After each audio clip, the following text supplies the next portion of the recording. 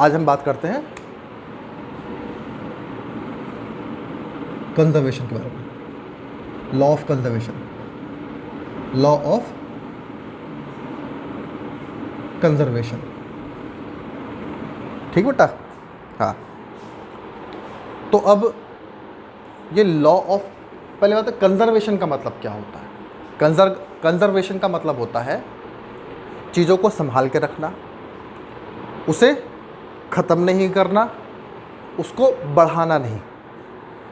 मतलब जो अमाउंट आपको जो दे दिया गया है पहले अमाउंट, वही अमाउंट बाद में भी है, मतलब पहले भी था और बाद में भी रहेगा। बस में that is the meaning of conservation. अब फिजिक्स में कंजर्वेशन के लॉज हैं, ठीक है। कौन कौन से कंजर्वेशन के लॉ ऑफ कंजर्वेशन, जो कंजर्वेशन का लॉज बनाया गया है, किन किन चीज़ों को लेके बनाया गया। जैसे हमारी इस नेचर में जितना मैटर पहले था उतना मैटर आज भी है और उतना मैटर बाद में भी रहेगा। मैटर मतलब मास। तो मास हमारे नेचर में नहीं बदल सकता। फॉर एग्ज़ाम्पल, जैसे हम सोचते हैं कि मतलब हम मास को क्रिएट नहीं कर सकते, मास को हम बना नहीं सकते, हम एक्स्ट्रा मास नहीं कर सकते, ठीक है। अगर हमें कोई भी मास बनाना है तो हम उसको कहीं से लेके आएंगे। जैसे मैंने मान लो ये मार्कर बनाना था, तो क्या है, इस मार्कर को बनाने के लिए मैं कहीं से प्लास्टिक लेके आया, ठीक है बेटा, ध्यान सुनना है। तो इसको बनाने के लिए मैंने कहीं से मटेरियल लेके आया, तब बना। कॉमन सी बात है, कोई भी चीज़ बनानी होती है तो पहले कच्चा माल खरीदते हैं हम लोग, फिर उसको हम, कच्चा माल समझते हो, मतलब स्टार्टिंग का रॉ मटेरियल, ठीक है, फिर उसको हम मोड चेंज करते हैं अकॉर्डिंगली, ठीक है। लेकिन हम सोचें कि इसका मास बढ़ा दें तो हमारे हाथ में ऐसा कुछ नहीं है। दूसरा, इसको हम डिस्ट्रॉय नहीं कर सकते। सोचे कि इसको हम जला दें तो क्या होगा, कार्बन के फॉर्म में हमारे इस नेचर में ही रहेगा, ठीक है। तो हमारे नेचर से मास कम नहीं हो सकता। बात सबको समझ में आ गई? ठीक है। अब आप सोचते हो कि हम एक छोटा सा पौधा लगाते हैं तो पौधा तो बड़ा हो जाता है, तो उसका मास तो बढ़ गया, ये तो मास क्रिएट हो गया। लेकिन मास क्रिएट नहीं हुआ यहाँ पर। पौधा बढ़ता कैसे है? पौधा बढ़ता इस तरीके से है कि वो वाटर के मॉलिक्यूल्स निकालता है ज़मीन से। वाटर लेता है बेटा ज़मीन से, वो एटम्स हो गया, मॉलिक्यूल्स हो गए, और हवा के एटम को यूज़ करता है, ऑक्सीजन को यूज़ करता है। तो ऑक्सीजन के एटम को मिला करके, पानी के एटम को मिला करके वो अपना मास बढ़ाता है। समझ में बात ये है ना? तो ऐसा नहीं हुआ कि उसमें मास क्रिएट हो गया। मास क्रिएट नहीं हुआ, नेचर के ही कंपोनेंट्स उसमें यूज़ होते गए। समझ बात ये? ठीक है। तो नेचर से ही उसने लिया, उसको एक नए शेप में, बड़े शेप में अपने आप को बढ़ाता है, चला गया। एक छोटा सा बच्चा पैदा होता है, कितना छोटा होता है, बहुत सारा। आप देखते हो टाइम के साथ वो बड़ा होता जाता है। कैसे बड़ा होता है? तो आंसर है नेचर से फीडिंग करके, नेचर से सामान लेता है, खाना पीना लेता है, अपने माँ से दूध लेता है, ठीक है। उसकी माँ क्या करती है? खाना खाती है नेचर से लेकर के। नेचर से कौन सा खाना लिया उसने? भाई गेहूँ है, फल फ्रूट है, सब कौन दे रहा है? नेचर दे रही है, ठीक है। दूसरा, हम लोग ऑक्सीजन लेते हैं अंदर, तो ऑक्सीजन के एटम हमारे अंदर जाते हैं, वो पूरे ब्लड में जाते हैं। दूसरा, पानी पीते हैं, वो एटम्स हमारे बॉडी में जाते हैं, ठीक है। हम लोग खाना खाते हैं, तो वो सब चीज़ें मिल करके हमारे नए नए सेल्स बनाते हैं, वो नए नए एटम के रूप में आ जाते हैं। उससे क्या होता है? बच्चा धीमे धीमे बड़ा होने लगता है, उसका मास बढ़ने लगता है। तो मास उसमें क्रिएट नहीं हुआ, मास क्या हुआ बेटा? हम कहीं से लेके आए। कहाँ से लाए? नेचर से। नेचर वो मास दे रही है, अपना ही हिस्सा दे रही है। कहते हैं हम लोग क्या कहते हैं? हम लोग इस मिट्टी के हिस्से हैं, इसी मिट्टी में मिल जाना है। समझ कहते यही तो लैंग्वेज है। That is the conservation of mass, है ना। इस मिट्टी ने से हम पैदा हुए हैं, इसी मिट्टी में मिल जाना है, वो यही मतलब होता है उसका। पता लगा बेटा? ठीक। तो यहाँ पर मास कंजर्व्ड है, मास कहीं से क्रिएट नहीं हो गया हमारे अंदर, हमने क्या करा, उसको नेचर से लेकर ही अपने अंदर डाला है। पता लग गया बेटा? ठीक। तो पहला कंजर्वेशन क्या पढ़ा आपने? हाँ, conservation of mass, conservation of mass. क्या ये बात पता लगी बेटा आप लोगों को? ठीक है बेटा? ठीक। दूसरा, energy, we can not create energy, we can not destroy energy. Conservation of energy पढ़ा आप लोगों ने, पहले कभी पढ़ा बेटा? सुना है? तो हम एनर्जी को ना तो क्रिएट कर सकते ना ही डिस्ट्रॉय कर सकते, है ना।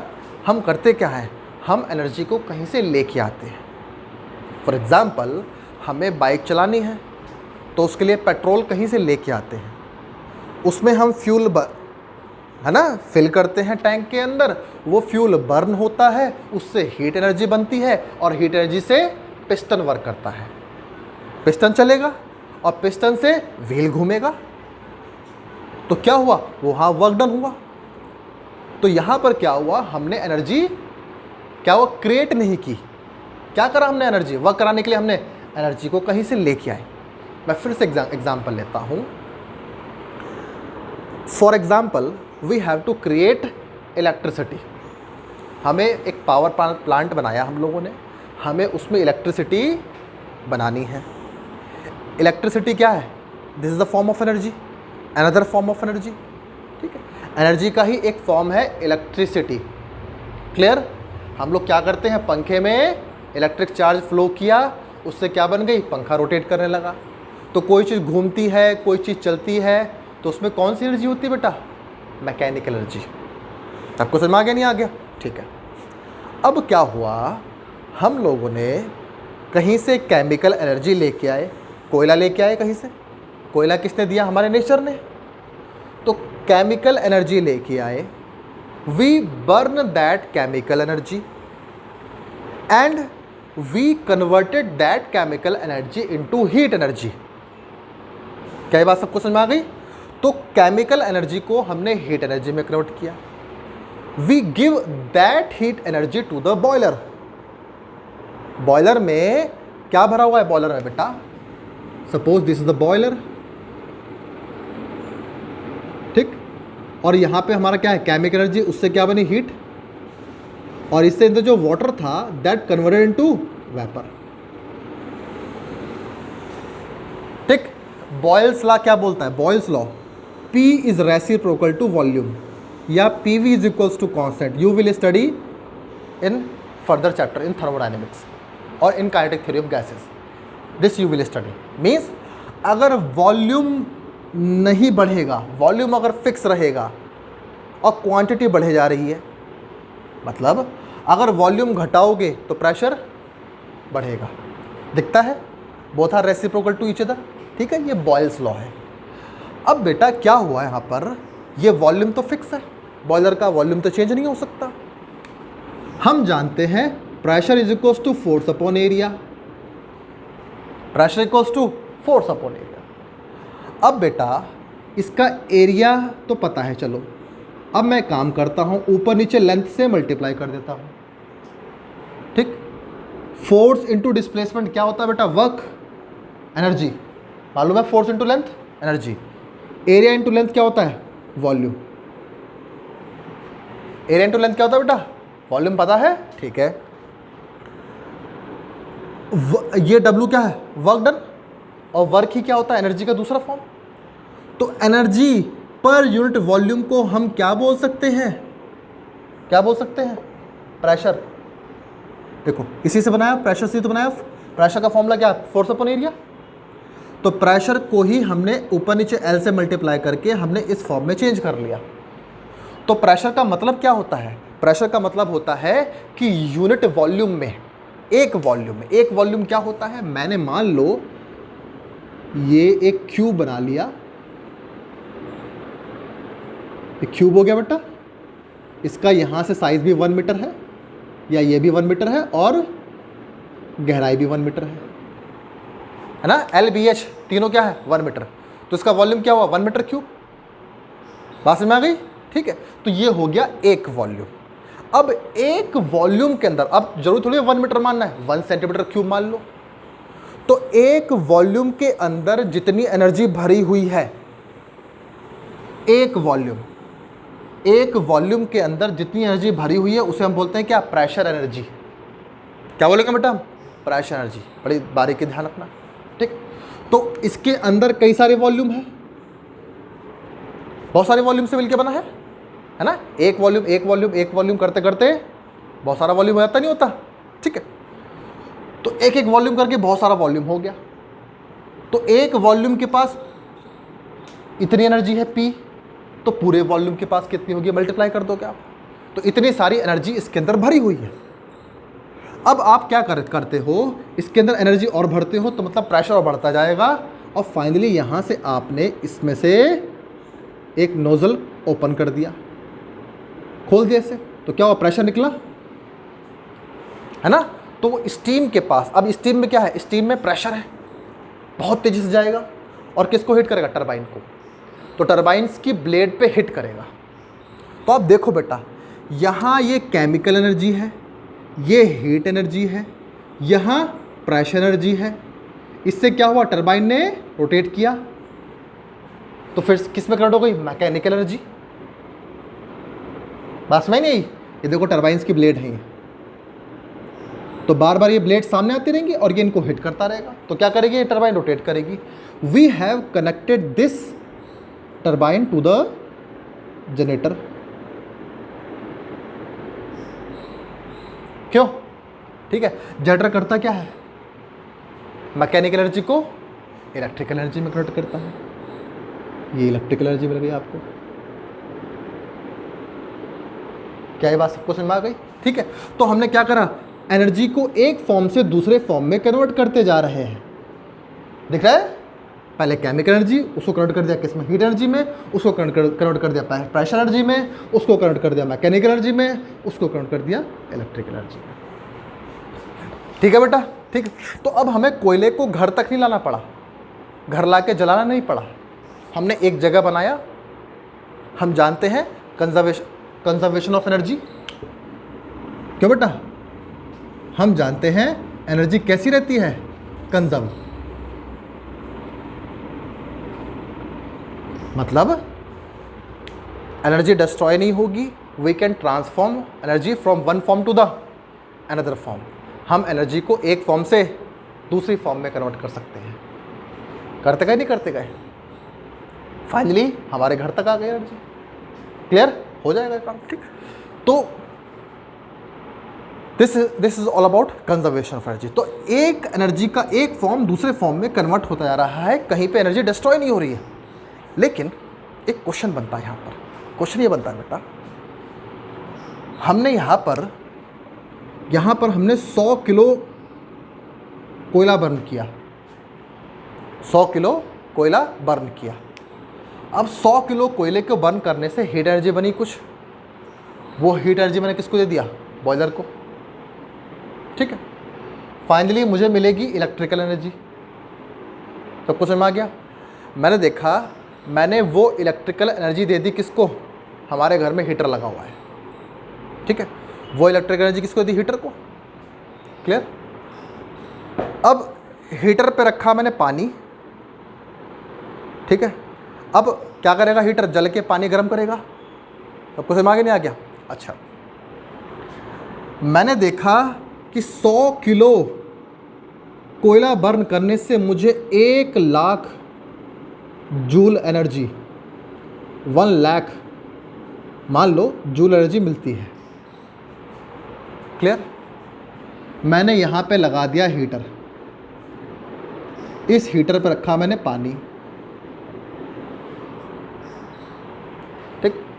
अब मैंने क्या किया, मैंने आपसे क्या बताया, लॉ ऑफ कंजर्वेशन में एनर्जी को हम ना तो क्रिएट कर सकते हैं ना ही हम डिस्ट्रॉय कर सकते हैं।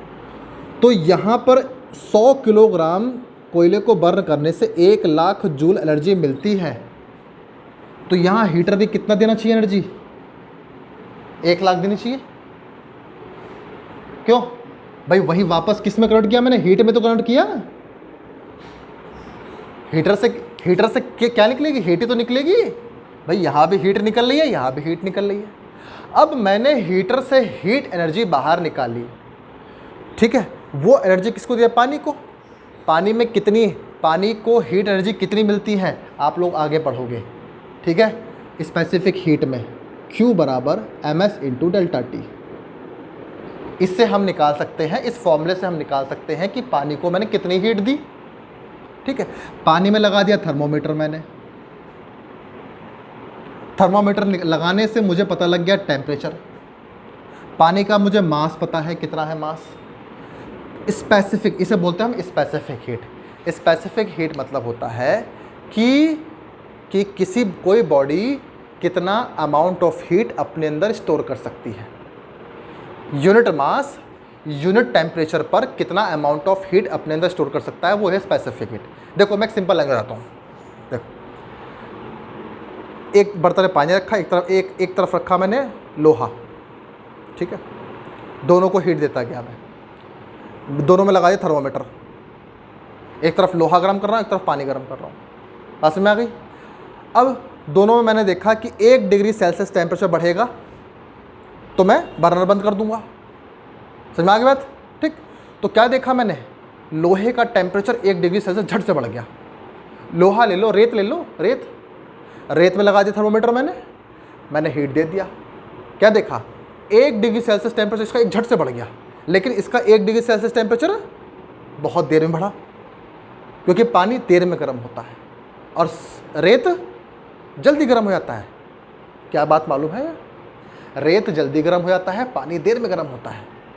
तो पानी ने 1 डिग्री सेल्सियस टेम्परेचर बढ़ाने में ज़्यादा देरी लगाई, तो ज़्यादा देरी मतलब लगाई तो मतलब उसके नीचे बर्नर ज़्यादा देर तक चलाना पड़ेगा, क्योंकि मुझे करना क्या है, पानी का 1 डिग्री सेल्सियस टेम्परेचर बढ़ाना है और सैंड का भी 1 डिग्री सेल्सियस टेम्परेचर बढ़ाना है। दोनों में लगा दिया मैंने थर्मोमीटर। मैंने वेट किया कि 1 डिग्री सेल्सियस टेम्परेचर में कौन बढ़ता है, पहले देखा रेत एकदम से बढ़ गया। तो अब मैं क्या बोलूँगा कि जिसका टेम्परेचर झट से बढ़ेगा उसने क्वांटिटी ऑफ हीट ज़्यादा स्टोर करी, कम स्टोर करी है, कम की ना भाई। सिंपल सी बात है, बर्नर जितनी देर तक जलता रहेगा तो हीट भी तो उतनी ज़्यादा स्टोर करेगा। बात मालूम चली नहीं चली, है ना। तो बर्नर किसके नीचे ज़्यादा देर तक जलता रहा, वाटर के, है ना। तो वाटर ने ज़्यादा अमाउंट ऑफ हीट स्टोर करी, किसके कंपैरिजन में, सैंड के, रेत के, ठीक है। तो जिसकी स्पेसिफिक हीट ज़्यादा होती है वो ज़्यादा अमाउंट ऑफ हीट स्टोर करता है एक टेम्परेचर के लिए। क्या ये बात समझ में आ गई, नहीं आ गई, ठीक है। उसे हम बोलते हैं स्पेसिफिक हीट। तो वाटर की जो स्पेसिफिक हीट होती है 4200 जूल के आसपास होती है, ठीक है। तो इससे, इस फॉर्मूले से हम निकाल सकते हैं कि पानी को कितनी हीट दी। अब उसको हीट को निकाल के देखा, देखो ध्यान से, जब हीट निकाल के देखा यहाँ कितनी हीट बनी, 1 लाख जूल। यहाँ हीट निकाल के देखा 10,000 जूल मिली, 10,000 जूल, या मान लो 50,000 जूल। बाकी के 50,000 कहाँ गए, हाँ भाई। अगर एनर्जी कंजर्व्ड है, भाई लॉ ऑफ कंजर्वेशन क्या बोलता है, energy can never be destroyed, never be create. तो यहाँ तो 1 लाख एक नहीं होना चाहिए था और 1 लाख में एक कम नहीं होना चाहिए था, तो बाकी 50,000 कहाँ चली गई, बात समझ नहीं आ रही है ना, कहाँ गई। अब यही बात सोचने वाली है कि कहाँ गई एनर्जी। तो आंसर है बेटा, जब ये कन्वर्जन हो रहा था, एनर्जी का एक फॉर्म से दूसरे फॉर्म में जब कन्वर्जन हो रहा था, तो उसमें क्या होता है, कुछ हीट रेडिएट आउट हो जाती है, होती नहीं होती। आग के पास में खड़े हो गए तो हीट लगती नहीं लगती, क्या पूरी हीट एनर्जी बॉयलर को मिल गई, नहीं। क्या हुआ, कुछ एनर्जी एनवायरनमेंट में निकल गई। समझ नहीं आई बात, ये बॉयलर गर्म हुआ, कुछ हीट बॉयलर ने अपने अंदर से बाहर निकाल दी। जब ये स्टीम आ रहा था बाहर, कुछ हीट इससे बाहर निकल गई। जब ये टरबाइन घुमा रहा था तो टरबाइन में फ्रिक्शन की वजह से कुछ हीट इससे बाहर निकल गई, किससे, जब भाई टरबाइन घूमेगा तो गर्म बनता नहीं, गर्म था, जो भी चीज़ घूमती है, पंखा भी घूमेगा तो गर्म हो जाता है, तो मशीन काम करती है तो गर्म होती है, सबको पता है। तो यहाँ मशीन चल रही है, ये भी गर्म होगा, जनरेटर है, ये भी गर्म होगा, तो ये भी हीट बाहर निकालेगा। इन वायर में चार्ज बहेगा तो वायर भी तो गर्म होती है। कौन से फॉर्मूले से, जल्दी बताओ। I²RT पढ़ा है, नहीं पढ़ा 10th में? H बराबर I²RT। R रेजिस्टेंस में I करंट फ्लो होगी T टाइम तक, तो हीट प्रोड्यूस करेगी। जूल्स लॉ ऑफ हीटिंग पढ़ा है, यही तो होता है। तो वायर में क्या है, रेजिस्टेंस, उसमें करंट फ्लो होगी तो वो भी तो हीट बनाएगा, तो वो भी हीट चली गई एनवायरनमेंट में। तो ये जो हीट लॉस होगी तो 1 लाख में से तो ही कमी होगी। क्यों बेटा, मार्केट में जा रहे हो, 100 रुपये दिया तुम्हें मैंने, मार्केट में जाके सामान लाओ, ठीक है। अब आप जाओगे मार्केट तो आपकी खुद की भी तो एनर्जी कम होगी, तो आपने 100 रुपये में 2 रुपये खा लिए, बाकी 98 बचे, उसमें से कुछ सामान लेके आए, तो क्या हुआ, ये एनर्जी जब जाती है तो एनर्जी लॉस्ट भी करती है रास्ते में, ठीक है। तो वो जो लॉस्ट ऑफ एनर्जी होती है, एनर्जी जो रिलीज होती है, वो 1 लाख में से ही होती है। ये जो हीट एनर्जी बनी ना कोयले से, इससे ही लॉस्ट हुई, जो फाइनली बचती है वो आपके घर तक पहुंचती है। क्या ये बात सबको समझ में आ गई? ठीक है।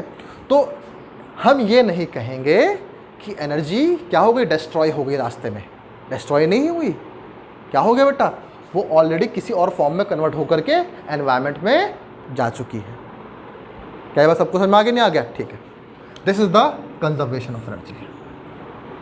ओके, चलो, ये बात है, बड़ा बहुत बेसिक बातें ये हैं, इन बातों पे कोई ध्यान नहीं देगा, लेकिन आप लोग ध्यान दो बेटा, नीट के प्रिपरेशन के लिए बहुत बेसिक बातें बता रहा हूँ मैं, ये बिल्कुल दिमाग में रखना है ना। अच्छा, जरा फॉर एग्जांपल देखो, एक कंजर्वेशन ऑफ और है, क्योंकि आप जानते हो लॉ ऑफ इनर्शिया को। लॉ ऑफ इनर्शिया सुना है आपने? क्या होता है लॉ ऑफ इनर्शिया? इनर्शिया का मतलब क्या होता है? ये रटी हुई बातें। इनर्शिया का मतलब होता है कुछ करने की इच्छा ना होना, मतलब जो कंडीशन है आपकी, आप उसी कंडीशन में पड़े रहना चाहते हैं। अब मैं बोलता हूँ इस चेयर से खिसक जाओ, तो क्या ये खिसकेगी? नहीं, है ना। मैंने ट्रक से बोला चलो आगे, नहीं चलेगा वो, क्योंकि वो कौन सी कंडीशन है, उसकी कंडीशन ऑफ रेस्ट है। अगर मैं उसकी कंडीशन बदलना चाहूँ तो वो उसका अपोज करता है। मतलब कोई भी बॉडी अपनी कंडीशन को बदलना नहीं चाहती। पता लग गया ना। अब मान लो एक बॉडी चल रही है, एक बॉडी मोशन कर रही है। अब मोशन करते हुए उसके सामने कोई आ जाए तो क्या वो अपनी इनर्शिया ऑफ मोशन की कंडीशन को बदलना चाहती है? कोई बॉडी नहीं चाहती। दुनिया में कोई भी मास अपने इनर्शिया ऑफ मोशन को चेंज करना नहीं चाहता। अगर आप उसको चेंज करोगे, ये बताओ इनर्शिया की कंडीशन कौन बदल सकता है? बताओ। फोर्स। कौन बदलता है इनर्शिया की कंडीशन को? फोर्स। ये इनर्शिया ऑफ रेस्ट है चेयर, फोर्स लगा दो, मोशन में आ जाएगी। क्यों? मोशन में आ गई, है ना। तो इनर्शिया की कंडीशन को कौन चेंज कर सकता है? फोर्स चेंज कर सकता है। वैसे ही अब ये बॉडी मोशन में है, तो अगर इसको रेस्ट में लाना है तो you have to apply force. लेकिन हम जानते हैं अगर ट्रक आ रहा हो, ट्रक चलता हुआ आ रहा है, अब फ्रिक्शन ऑप्शन है ही नहीं बिल्कुल, क्योंकि रुकेगा तो फ्रिक्शन से रुकेगा। अब उसके पास बड़ा हैवी मास है, अब क्या आप रोक सकते हो उसे? नहीं रोकोगे, रोक नहीं सकते। ठीक है, अगर आप रोकोगे तो क्या होगा? वो वर्क करके दिखा देगा, काम कर देगा, कोई और बात, सिंपल सी बात है। तो एक हैवी मास जब चलता हुआ आ रहा है तो उसको हम बिल्कुल रोक नहीं पाते। ठीक है, अब इसको जरा ध्यान समझो। तो कोई भी बॉडी अपने आप, बॉडी अपने आप इनर्शिया की कंडीशन को चेंज नहीं कर सकता। अगर ट्रक चल रहा है, अगर फ्रिक्शन ना हो तो ये जिस वेलोसिटी से चल रहा था पहले, उसी वेलोसिटी से चलता जाएगा। क्या ये बात सबको समझ में आ गई, है ना। अपनी वेलोसिटी ये अपने आप चेंज नहीं कर सकता। कौन चेंज कराएगा? फोर्स चेंज कराएगा। पता लग गया बेटा? ठीक है। तो एक बॉडी के पास मास है, उसके पास वेलोसिटी है, तो मास इनटू वेलोसिटी कौन सी क्वांटिटी होती है? बताओ। है, कंजर्वेशन ऑफ मोमेंटम नहीं पढ़ा? पी, पी क्या होता है? मोमेंटम। मास इनटू वेलोसिटी क्या होती है बेटा? ये मोमेंटम। पता लगा कुछ? मास इनटू वेलोसिटी मतलब कोई मास अगर मोशन में है तो क्या है उसके पास? मोमेंटम। ठीक है, तो मोमेंटम को किससे दिखाते हैं हम लोग बेटा? पी से। क्लियर? तो कोई भी बॉडी क्या अपना मोमेंटम बदल सकती है? नहीं बदल सकती। कोई बॉडी अपना मोमेंटम चेंज नहीं कर सकती। कौन मोमेंटम चेंज करेगा? फोर्स चेंज करेगा। कौन से लॉ से? लॉ ऑफ इनर्शिया से। पता लग गया? ठीक है, अब फिर देखो ध्यान से बेटा, ये एक बॉडी मास m1 है, ये एक मास m2 है। ध्यान देखो बेटा, फ्रिक्शन 0 है, इसकी वेलोसिटी u1 है, इसकी वेलोसिटी u2 है। u1 बड़ा है u2 से, तो क्या करेगा? इससे टकराएगा। ठीक है, टकराएगा। टकराने के बाद क्या होगा बताओ?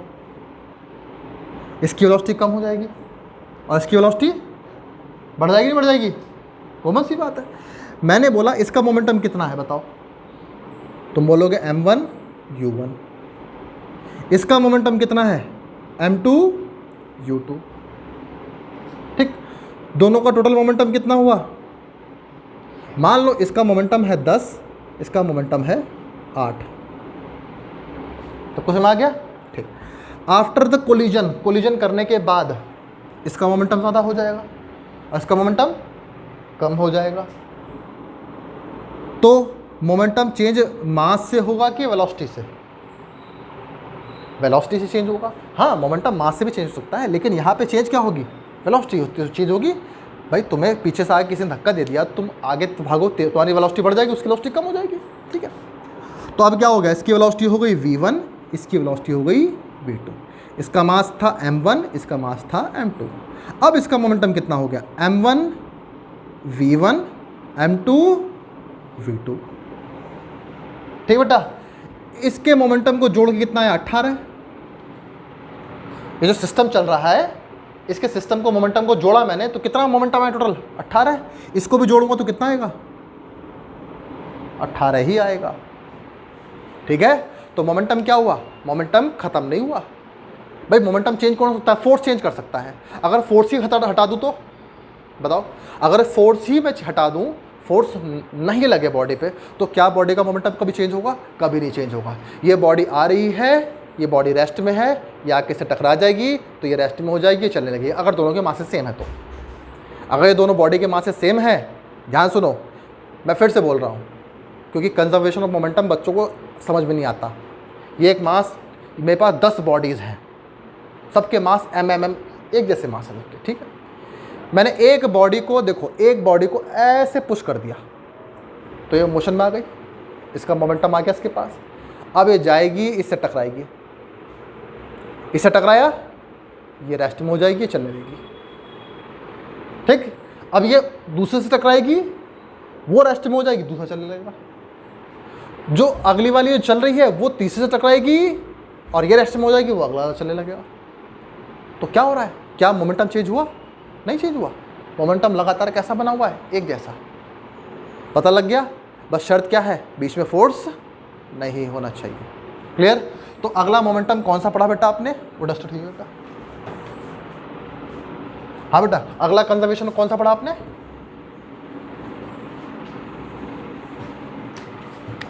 थर्ड, कंजर्वेशन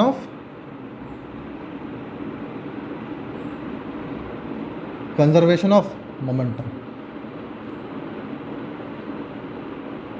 पता लग गया? तो मैं बेटा ठीक। अब फोर्थ पॉइंट पे आ जाओ, एक लास्ट में, ये जो कि ये हमारे फिजिक्स में आने हैं 12th के सिलेबस में, 12th तक के सिलेबस में। एक लास्ट में पढ़ लो, कंजर्वेशन ऑफ इलेक्ट्रिक चार्ज। यही पढ़ोगे आप लोग, इलेक्ट्रिक चार्ज। देखो बेटा, मैंने आपको लास्ट टाइम बताया था, मैंने आपको बताया था कि मास की 2 करैक्टरिस्टिक होती है, मतलब एक मैटर की 2 करैक्टरिस्टिक होती है, मतलब एक मैटर पे दो चीज़ रहती है। एक उसका मास और एक इलेक्ट्रिक चार्ज। क्या बेटा बताया था? एक मैटर के पास दो कैरेक्टरिस्टिक होती हैं, एक होता है उसका मास और एक होता है उस पर इलेक्ट्रिक चार्ज। दुनिया में ऐसा कोई मास नहीं जिस पर इलेक्ट्रिक चार्ज नहीं। तो आगे नहीं आगे बात, ठीक। तो अगर आप मास डिस्ट्रॉय नहीं कर सकते तो इलेक्ट्रिक चार्ज कैसे खत्म करोगे? कॉमन दूसरी बात, क्या ये बात समझ में नहीं आई? ठीक है, देख लो बेटा, अगर आप मास डिस्ट्रॉय नहीं करोगे पहली बात की, तो आप इलेक्ट्रिक चार्ज डिस्ट्रॉय नहीं कर सकते, ठीक है। अगर आप इलेक्ट्रिक चार्ज डिस्ट्रॉय कर देते हो, मान लो आपने इलेक्ट्रिक चार्ज डिस्ट्रॉय कर दिया, तो इस दुनिया में एक चार्ज कम हो गया। चार्ज हमारे पास दो तरीके से होते हैं, एक पॉजिटिव चार्ज और एक नेगेटिव चार्ज। तो मान लो आपने एक नेगेटिव ख़त्म कर दिया, एक नेगेटिव को ख़त्म कर दिया, तो जब हमारे नेचर में नंबर ऑफ पॉजिटिव बराबर किसके होते हैं? नंबर ऑफ नेगेटिव के। ध्यान रखना ये बात, नंबर ऑफ पॉजिटिव बराबर नंबर ऑफ नेगेटिव। तो नेट चार्ज कितना बचा? नेट चार्ज कितना बचा बेटा? नेट चार्ज बचा 0। अगर नेट चार्ज 0 बचा तो फोर्स कितना लगेगा? कुछ फोर्स से लगेगा। तो क्या कभी आप इलेक्ट्रोस्टैटिक फोर्स अपने आप एक्सपीरियंस करते हो? कभी नहीं करते। क्या मैंने इससे चिपक गया? नहीं चिपका, है ना। तो इलेक्ट्रोस्टैटिक फोर्स तो मैं कभी एक्सपीरियंस करता ही नहीं। अर्थ कहीं भी किसी वजह से भी करते हैं जब फ्रिक्शन बनता है, वो भी थोड़ा सा। अब जब हम usually electrostatic force, electrical force हम एक्सपीरियंस करते ही नहीं यूजुअली, तो क्यों नहीं कर पाते हैं? वो इसलिए नहीं करते क्योंकि हमारे नेचर ने नेट चार्ज कितना बना रखा है? 0। हमारे नेचर में नेट चार्ज 0 है। नेट चार्ज 0 कब करेगी वो? जब नंबर ऑफ पॉजिटिव बराबर किसके कर दे? Number of negative. अगर आपने एक नेगेटिव कम कर दिया तो क्या बढ़ गया? एक पॉजिटिव बढ़ गया। मान लो हमारे इस नेचर में 10 पॉजिटिव हैं और 10 ही नेगेटिव हैं, तो नेट कितना बचा? 0। अगर आपने एक नेगेटिव कम कर दिया तो -9 हो गया, तो कितना बचा? +1। तो हमारे नेचर में नेट चार्ज बन गया। अब नेट चार्ज बन गया तो ये आप पे लगातार फोर्स लगाएगा। आप जहाँ भी जाओगे आप फोर्स एक्सपीरियंस करोगे। और मैंने आपको बता रखा है, जो इलेक्ट्रिकल फोर्स होता है या इलेक्ट्रोमैग्नेटिक फोर्स होता है, वो ग्रेविटेशनल फोर्स से कितना बड़ा होता है? बहुत लार्ज होता है। और ग्रेविटेशनल फोर्स ही आपको इतना परेशान कर देता है, इतना वेट हो जाता है ना। मैंने पत्थर उठाओ एक जरा सिर पे, वही इतना भारी लगता है। खुद सोचो, इतना बड़ा पत्थर सा है ना, ईंट उठा लेते हैं हम बाहर से, कितनी भारी लगती है। तो उसका भारी किस वजह से होता है? मास की वजह से। और मास पे कौन सा फोर्स लगता है? Gravitational force. तो सोचो कि उस ईंट पर इतना ग्रेविटेशनल फोर्स लग रहा है, और इलेक्ट्रिकल चार्ज तो 10⁻36 टाइम्स हैवी होता है, 10⁻36 टाइम्स ज़्यादा स्ट्रॉन्ग होता है ग्रेविटेशनल फोर्स से। तो अगर नेट चार्ज बन गया तो ये हमको छोड़ेगा? नहीं छोड़ पाएगा बेटा, हमको कस के पकड़ लेगा, क्योंकि ये बहुत स्ट्रॉन्ग होता है। तो नेचर ने हमें बचाने का पूरा इंतजाम कर लिया। नेचर ने क्या करा? चार्ज ही कंजर्व कर दिए, और क्या बोला? इस नेचर में नेट चार्ज हमेशा 0 रहेगा। अब इंसान नेट चार्ज बना सकता था, चार्ज ख़त्म कर सकता था, तो क्या कर दिया उसने? कंजर्वेशन ऑफ चार्ज कर दिया कि ना तो तुम चार्ज डिस्ट्रॉय कर सकते हो और ना ही तुम चार्ज क्रिएट कर सकते हो। देखो बेटा, जब भी कंजर्वेशन वर्ड आएगा सामने, जब भी कंजर्वेशन आएगा तो उसमें क्या क्या लिखना होगा? कंजर्वेशन में तो यहाँ पे लिखना होगा इट कैन। डेफिनेशन में कैसे लिखना होगा? It can neither B create, never be destroyed. इसको ना तो हम कभी क्रिएट कर सकते हैं, ना ही डिस्ट्रॉय कर सकते हैं। It can only transform from one form to another form. क्या इतनी बात सबको समझ में आ गई? हम देखो, इट कौन है? तो आप देखो कौन सा यूज़ कर रहे हो? मास का यूज़ कर रहे हो। तो mass can neither be created never be destroyed. Mass can only transform from one form to the. Energy can never be destroyed, never be create, never be destroyed. It can only transform from one form to the. Electric charge can never be create, never be destroyed. It can only transfer from one body to the another body. इस तरीके से होता है. Electric charge एक body से दूसरी body में जा सकता है, लेकिन वो डिस्ट्रॉय नहीं होगा. ऐसी ही लैंग्वेज हमें यूज़ करनी पड़ेगी. सबको समझ आ गई नहीं आगे बात? ये क्लियर हो गया बस. तो जब भी ये 4 तरीके का conservation you will study in 11th to 12th class. Okay. आज जो मॉडर्न थियरी आई है आइंस्टाइन के अकॉर्डिंग, आइंस्टाइन ने बोला है कि मास और एनर्जी का, मास और एनर्जी इन दोनों का जो टोटल है वो कंजर्व्ड है. जो अब नई थियरी आई है आइंस्टाइन के अकॉर्डिंग, अकॉर्डिंग टू द, हाँ आइंस्टाइन, मास और एनर्जी का जो टोटल है वो कैसा है बेटा? कंजर्व्ड. आइंस्टाइन ने बोला है we can destroy mass and we can convert mass into energy. मतलब इन दोनों का जो टोटल होगा ना वो कंजर्व्ड रहेगा, वो कंजर्व्ड रहेगा, वो नहीं चेंज होगा.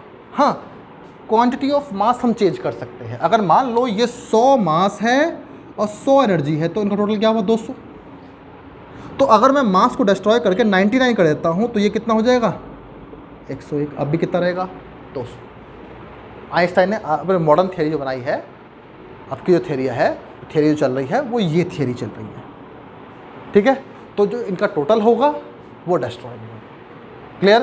क्योंकि आपने एक फेमस रिलेशन पढ़ा होगा E = mc². पढ़ा है आइंस्टाइन की मास एनर्जी इक्वेशन. E = चलो कोई बात नहीं, पढ़ लिया है ना. मास, ये मास है. किसी मास को स्पीड ऑफ लाइट से अगर मोशन कराओगे या फैलाओगे तो क्या मिलेगी आपको? एनर्जी. कोई भी मास स्पीड ऑफ लाइट से डिस्ट्रॉय होता है तो क्या देगा वो? एनर्जी देगा. ये देखो. ठीक है बेटा. This is the relation between mass and energy. ये एनर्जी और मास के बीच में रिलेशन बताया किसने? आइंस्टाइन ने. ठीक है बेटा. हाँ, तो ये बेसिक बातें हैं जो आपको जाननी पड़ेंगी. These are the conservation of laws. पता लग गया बेटा? लॉ, कंजर्वेशन ऑफ लॉस है. क्लियर?